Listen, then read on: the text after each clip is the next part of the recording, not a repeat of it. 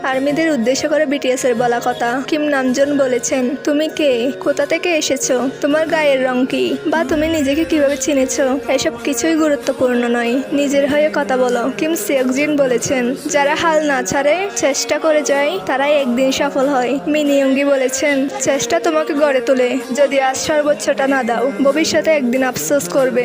দেরি হয়েছে ভেবে থেমে যেও না, এগিয়ে যেতে থাকো।